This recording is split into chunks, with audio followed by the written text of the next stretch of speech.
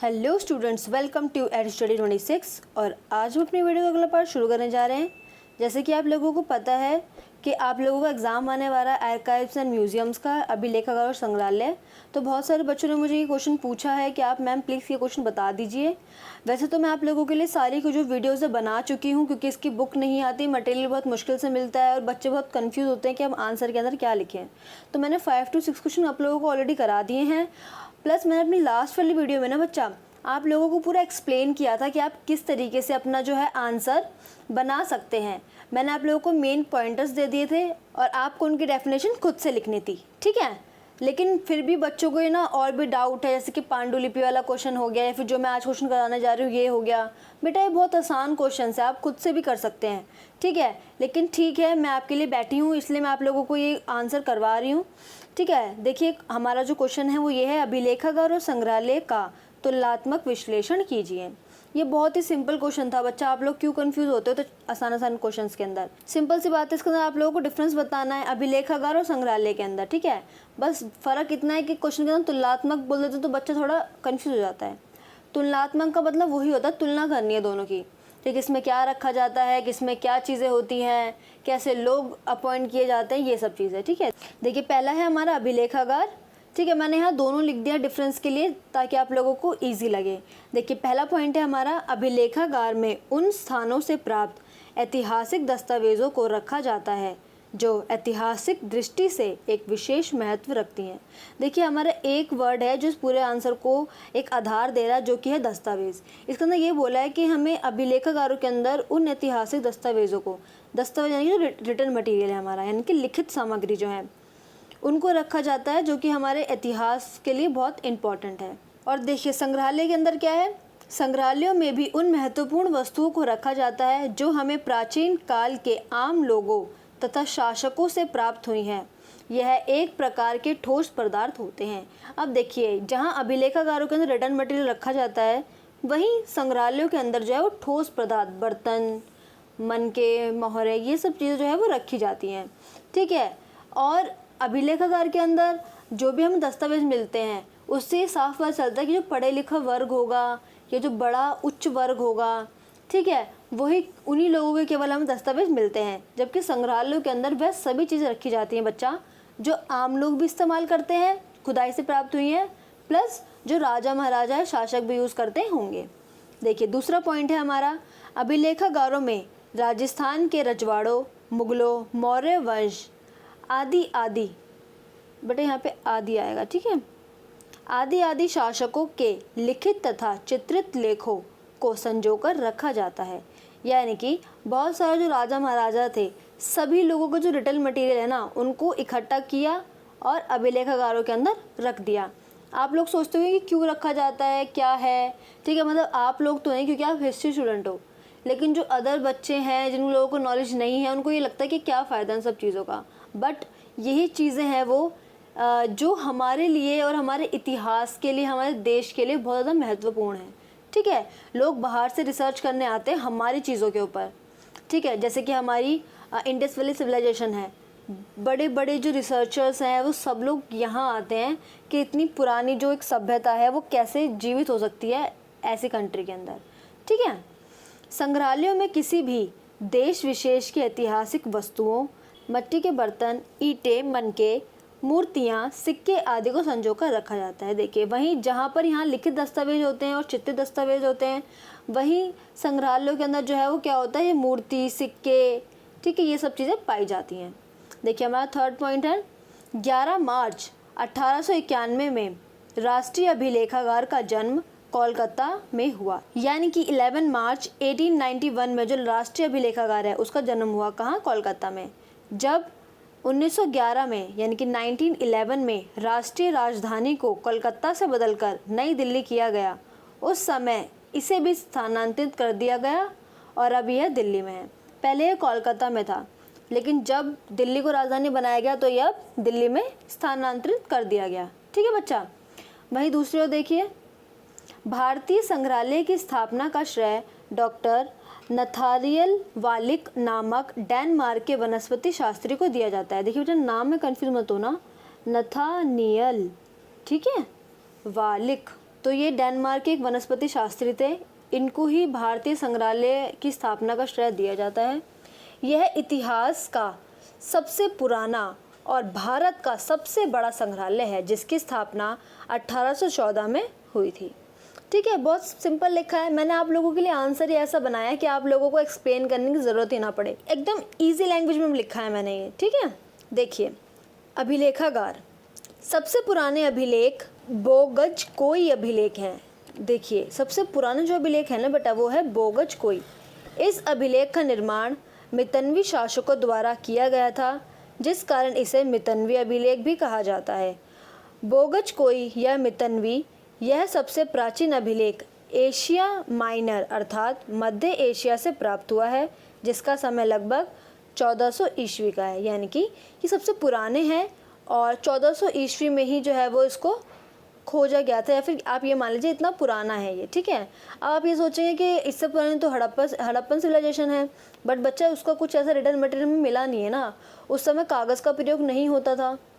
ठीक है, और जो उन लोगों ने लिखा है ना, वो चित्रात्मक शैली में लिखा है, जो कि अभी तक पढ़ी नहीं गई है। इसलिए हम इसी को जो है वो बोगजकोई को जो है सबसे ज़्यादा पुराने अभिलेख मानते हैं, सबसे प्राचीन अभिलेख मानते हैं। ठीक है, संग्रहालय में देखें, दिल्ली लाल किले के पास स्थित क्षेत्र पुरातात्विक संग्रहालय भारत के सबसे पुराने संग्रहालयों में गिना जाता है। यह देश के उन संग्रहालयों में है जहां आपको 1000 ईस्वी से लेकर मौर्य और मुगल कालीन प्राचीन वस्तुएं दिख जाएंगी।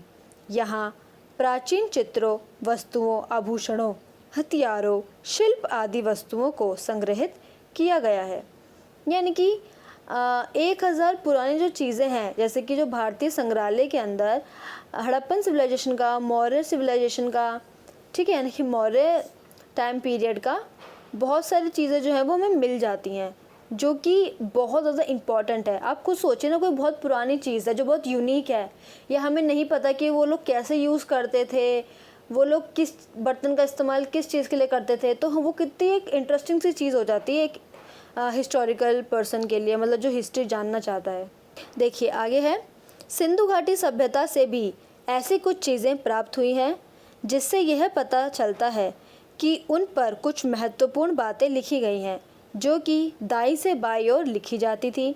हालांकि उसे आज तक पढ़ा नहीं जा सका, परंतु इन वस्तुओं को अभिलेखागारों में नहीं रखा जाता क्योंकि इन्हें कागज़ पर नहीं लिखा गया। इसके अंदर बेटा वही वाली बात बोल रही हूँ, जो इंडस वैली सिविलाइजेशन है ना, उनकी चीज़ों को अभिलेखागारों में नहीं रखा गया आज तक।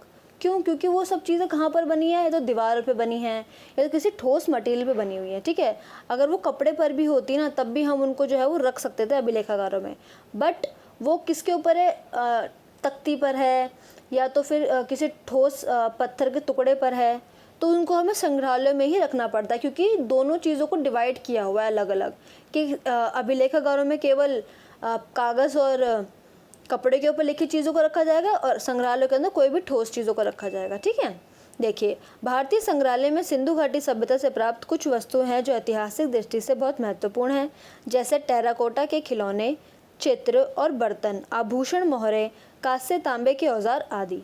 तो इसके अंदर वही चीज़ बताइए कि संग्रहालय के अंदर जो है वो इन सब चीज़ों को रखा जाता है और अभिलेखागारों के अंदर इन सब चीज़ों को रखा जाता है। ठीक है, देखिए आगे बढ़ते हैं। अभिलेखागारों में जिन वस्तुओं या कहीं दस्तावेजों को रखा जाता है, उनका रखरखाव बहुत ही ध्यान से करना होता है, जिसके लिए दक्ष कर्मचारियों की आवश्यकता होती है। दस्तावेजों को संभालना एक कठिन कार्य है, क्योंकि कागज़ को बिना कोई नुकसान किए रखना होता है। छोटे छोटे धूल के कणों को भी साफ करने में बहुत समय लगता है। इसके अलावा इस बात का भी ध्यान रखना होता है कि कागज़ पीले ना पड़े, उसके लिए विभिन्न केमिकल्स का इस्तेमाल किया जाता है। ठीक है बच्चा, बहुत इजी लैंग्वेज में लिखा हुआ है ये। देखिए, जबकि संग्रहालयों में केवल इस बात का ध्यान रखना होता है कि वस्तुओं पर धूल मिट्टी ना जमे तथा वह टूटे ना, इसके लिए लोगों को प्रशिक्षित किया जाता है। बड़े ट्रेंड लोग होते हैं इन दोनों जगहों पर। ठीक है, उनको अपना काम अच्छे से सीखना चाहिए और बहुत अच्छे से सिखाया जाता है, क्योंकि ये चीज़ें ऐसी है जो हमें दोबारा नहीं मिल सकती। ठीक है, देखिए आपको एक इंटरेस्टिंग सी बात बताती हूँ मैं। आपने कभी देखा होगा कि जब भी आप म्यूज़ियम में जाते हैं तो आपने देखा होगा कि जितनी भी छोटी छोटी चीज़ें होती हैं आपकी, ठीक है, कोई भी मतलब बर्तन है या कोई भी आप मूर्ति देखते हैं तो उसको ना अलग तरीके की लाइट में रखा जाता है। या फिर कोई बुक्स होती हैं अभिलेखागारों के अंदर, वैसे तो बहुत कम बच्चों को अलाउड होता है, जो रिसर्च करते हैं उन लोगों को अभिलेखागारों में जाने देते हैं। संग्रहालय यानी कि म्यूज़ियम में तो बहुत लोग चले जाते हैं, बट आर्काइव में बहुत कम लोगों को परमिशन मिलती है। ठीक है, लोग बच्चे जो है वो बहुत तेज़ की पेज पलटते हैं, जिससे कि उसका फटने का डर है। दूसरी बात, पेन से लिख देते हैं, तो ये चीज़ें ना बहुत ध्यान रखनी पड़ती है। कोई बच्चा रिसर्च करने में जाता है ना, तब भी उसको ये सब चीज़ें समझाई जाती हैं। ठीक है, तो इन सब चीज़ों को ध्यान रखना पड़ता है, इतना आसान नहीं है यहाँ पे जाना। तो यहाँ पर यही बात बोली है कि मैं आपको ये बताना चाह रही थी कि बहुत ही अलग तरीके की लाइट में रखा जाता है, क्योंकि लाइट से भी इफ़ेक्ट पड़ता है। ठीक है, कभी आपने देखा होगा कि म्यूज़ियम वगैरह में आपको फ़ोन की जो फ्लैश लाइट है उसको ऑन करने के लिए मना करते हैं, फ़ोटोज़ क्लिक करने के लिए मना करते हैं। ठीक है, उसका रीज़न कहीं ना कहीं ये है कि वो जो लाइट होती है ना, उन चीज़ों को इफ़ेक्ट करती है। ठीक है बच्चा, देखिए मुझे भी ये बात नहीं पता थी, बट म्यूज़ियम में जाने के बाद मुझे ये बात पता चली।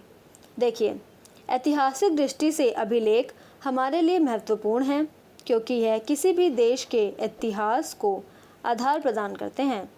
सही बात है। अब देखिए, ऐतिहासिक दृष्टि से संग्रहालय भी महत्वपूर्ण हैं, क्योंकि उनमें उन वस्तुओं को रखा जाता है जो हमारे देश को एक प्रकार का गौरव सम्मान प्रदान करती हैं, तथा कुछ ऐसी बातों को उजागर करती हैं जो शायद हमें इस बात से परिचित कराते हैं कि वह लोग भी आज के लोगों की तरह ही जीवन यापन करते थे या नहीं। यानी कि हम कंपेयर करते हैं कि अगर वहाँ से हमें कोई ऐसा चक्की पीसने वाला मिला, कोई चक्की मिली, तो हम ये सोचते हैं कि भाई चक्की में लोग पीसते होंगे, या बच्चों के खिलौने मिले तो बच्चे खिलौनों से खेलते होंगे। ठीक है, सिलबट्टा मिला तो बच्चा तो फिर ये बात है बच्चा कि लोग सिलबट्टे पे चटनी पीसते होंगे। ठीक है, तो हम हर चीज़ आज के टाइम से कंपेयर करते हैं। और इंडस वैली सिविलाइजेशन तो बहुत ज़्यादा एडवांस थी, उसके बारे में जितनी बात करें उतना कम है। 12th क्लास में पढ़ा आपने, BA में पढ़ा आपने, MA में भी आप पढ़ते हैं उसके बारे में जितना पढ़ो ना आप उतना कम है। लोग पूरी लाइफ रिसर्च करते रह जाते हैं उसके पीछे, क्योंकि वो इतनी ज़्यादा इम्पॉर्टेंट और इतनी ज़्यादा बढ़िया सिविलाइजेशन है कि मतलब उसके बारे में इंफॉर्मेशन कितने भी कलेक्ट कर लो कम ही है।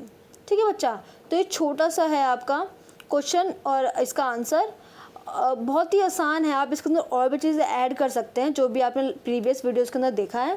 ठीक है, अगर आप लोगों को मेरी वीडियो अच्छी लगी तो मेरी वीडियो को लाइक करें, मेरी वीडियो को आगे फॉरवर्ड भी कीजिए, शेयर कीजिए अपने दोस्तों के साथ, ताकि उनको भी नॉलेज मिले। ठीक है, अगर आप लोगों को कोई भी डाउट है तो आप मुझे कमेंट कर सकते हैं, मेल कर सकते हैं। थैंक यू सो मच मेरी वीडियो देखने के लिए। आप लोगों का प्यार मुझे बहुत मिल रहा है, थैंक यू सो मच।